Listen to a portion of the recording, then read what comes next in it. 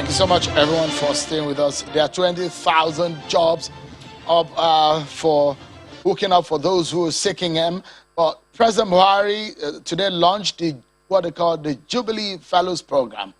It's a program and a federal government initiative in partnership with the United Nations Development Program, UNDP, which aims to place 20,000 skilled young Nigerian graduates under the age of 30 into jobs in private and public sector organizations around the country. The jobs will last for 12 months and will be fully paid and will seek to help prepare recent graduates for their future careers, work environments. The president has asked the Nigerian graduates to apply for the Jubilee Fellows Program. You get to know the details of how that can happen. Well, the president, in his Democracy Day address in Abuja on June 2019, promised to lift 100 million Nigerians out of poverty in 10 years. Presently, the unemployment rate stands at about 33%. What effect would this scheme make in the scheme of things? I'm being joined now by the advisor to President Muhammadu Buhari on innovation, Mr. Ife Adebayo. Thank you so much for coming in tonight. Thank you for having me. Yeah, it's your birthday, I understand. So sorry for taking you out of your birthday. It's okay. Let's begin the conversation by getting to know 20,000 of the jobs. A lot of people might think 20,000 out of the millions of jobs President Buhari has provided, and it's going to be for 12 months. What is the intention behind this concept? Thanks, Sheon. I think I'll first correct a notion around the fact that this is just 20,000 jobs. So what we have, what the president launched today is a scheme to provide work placement opportunities for 20,000 people for 12 months each every year in a 5-year cycle. So what you're going to have is a total of 100,000. But then when you also look at the whole program and the concept, you find that this is not just a program that is about 20,000 people being placed in jobs, right? But it's a program about setting a new narrative on how you can earn while you learn, right? So that's why we're targeting recent graduates, people who graduated not earlier than 2017. So you need work experience. You need to get into your sector, know what is going on, learn on the job. So it's beyond just the job. It's about the concept and the idea that you can earn while you learn, and the idea that this also involves, it's a national program. So there are SMEs, for example, who need accountants who are unable to pay the salaries for these accountants. So it also involves support for MSMEs and smaller organizations all across the country who need graduates, who need a lawyer but are unable to pay for it. Now the government is going to fund lawyers and accountants and technicians who will work with you on your program. So it's beyond just the job placement. You have to look at it as the overall economy. But also digging further.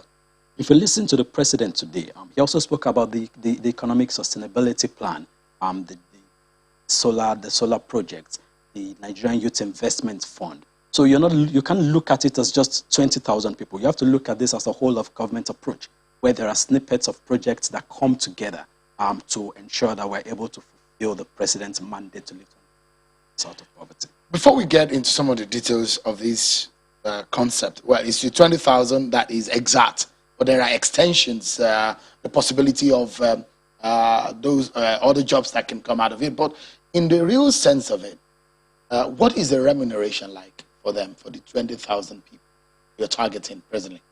I suspected you were going to ask this, but I'm not going to give you a figure, but I can tell you it's going to be substantial, graduate level kind of remuneration. Graduate level remuneration for private sector or for public sector? For private sector. Okay. Which is slightly higher than the public sector? Yes, slightly higher than the public sector, higher than what core members currently earn, significantly higher than what core members earn. So in this sense now, you're saying that those who have had their job, because this job is just for 12 months, so what do you expect them to do after the 1 year? So you engage them for 1 year. What happens to them after the 1 year? So what you find is a lot of graduates tell you, I'm done with school. I applied for a job, but they want 5 years work experience. They want 3 years work experience. So what this does, it gives you an opportunity to gain this work experience that is much needed for industry. But beyond that, you also have an opportunity to connect with mentors. You have an opportunity to learn. So, for example, we're engaging with private sector partners. If you listen to the speech of the Honorable Minister of Industry, Trade and Investment today, the private sector is a key anchor of this. So, the investment from the private sector is a key pillar of this initiative. So none of these jobs is going to be in the public sector at all. No, there will be jobs in public sector, yes. So some will be in the public sector. But it's the same template for all of the jobs. The same template, and in the public sector, it will also be targeted, right? So we don't want people to be posted to jobs where they end up buying granuts, and instead of learning. So to be targeted, put them people who will go into public sector will go into public sector organizations where they can get relevant skills. So government agencies where there's specific work to be done. And people will be employed based on their skill sets or their education training. Yeah, so based on skill sets and education training, both. Okay, so let's go into another ramification, which this is very important. How do you ensure fairness? 20,000, what goes, it goes, I guess, into the 36 states of the Federation and the FCT, but how do you measure it? How do you spread it across so that every state of the Federation benefits? So there will be an almost equal distribution across all the states. But then, just the same way there are allocations based on population density, etc., there will now be some considerations for some states. So when you look at a state like Kano, you look at a state like Enugu, like Anambra, like Kaduna, like Lagos, like Rivers State. When you look at the population density in these states, they will then get they will get some extra allocations, but there will be an equal distribution across every state. There will be a base level that every state will receive. So there's a possibility also that you are from Kano State, you might be posted to Kano State. So we are not the program will not be based. Maybe I should turn around the question. So there are preferences for jobs. There are categories, because I tried to go to the website. I know there's a website where people can log on to the Jubilee Fellows Program website, where people can log on and check. I tried to check.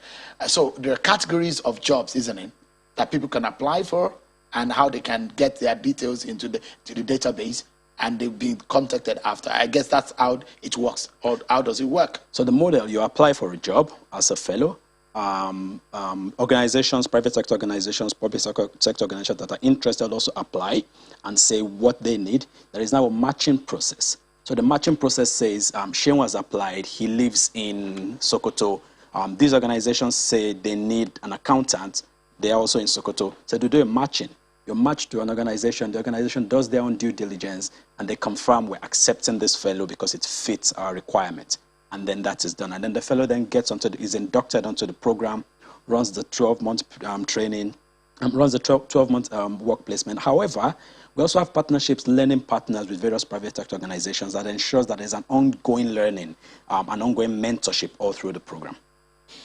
There's this 74,000 jobs also from the Ministry of Labor, which also has a window. So one of the first comments I got was, why is the federal government creating all these short-term jobs for people? What do they want them to do afterwards? The big question is, people will still remember the president's speech in 2019 when he said he wants to lift 100 million people out of poverty in 10 years. But now we have a 33% unemployment rate. I'm not sure in a long time we've seen that kind of unemployment rate in Nigeria. So the big question is that, and the big picture, where does this place, the place of this scheme in the general scheme of things, in getting people gainfully employed, not just temporarily employed? I think that's the big question, isn't it?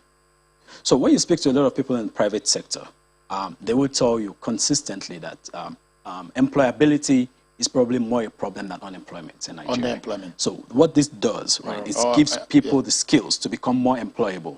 So what you find is that people who have gone through this program will very likely then be able to get more opportunities when they're off the program, or even be retained by the host organizations. But speaking about the unemployment rate, if you listen to the president today, he actually mentioned that the global pandemic, the coronavirus pandemic, has led to huge job losses globally. And as a country, I think, you had mentioned the Ministry of Labor's project. As a country, I think, just like every other country is trying to do, we're creating targeted programs to ensure that we're able to bridge this gap and reduce the unemployment rate. Are there possibilities of more jobs coming? There will always be more jobs coming. You tell us. I mean, so are there possibilities? I mean, in specific, maybe in another few months, maybe there are a lot of people who are looking for jobs out there outside of this one, because this has a mark for people who are less than 30. That is the age mark for this present scheme.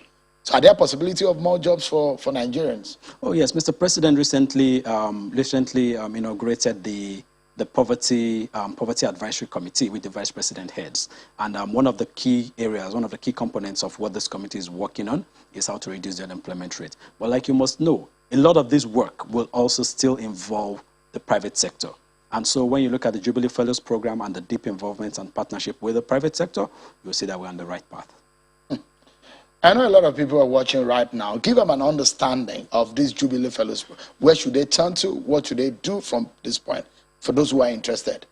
Because the president was asking Nigerians, go and apply for it. How do they apply for it? So if you're interested, if you're below 30 years old, you graduated between 2017 and this year, you can go to www.njfp.ng. Can you say that again, please? www.njfp.ng. And you will find all the information you need. Application opens on the 6th of September, and it will close on October 20th, 2021. So you have the window of about 6 weeks to get on the portal, apply and fill in your details. And also for host organizations, so you're an SME, you need an accountant, you need a secretary, you need a lawyer. You're not able to afford these guys. You can also apply on the portal. Indicate your interest, indicate the roles you're looking to recruit for and your location, and we'll match you with relevant Ife Adebayo is the advisor to President Buhari on innovation, and he's been speaking about the Jubilee Fellows job scheme for 20,000 young Nigerian graduates under the age of 30. Thank you so much, Ife, for coming tonight. I appreciate you for having me. Yeah. Ife was at his birthday party when I called him earlier today. Thank you so much, Ife, for coming. That's our show for today, everyone. Many thanks for watching. I'm sure Kimberly. Bye-bye.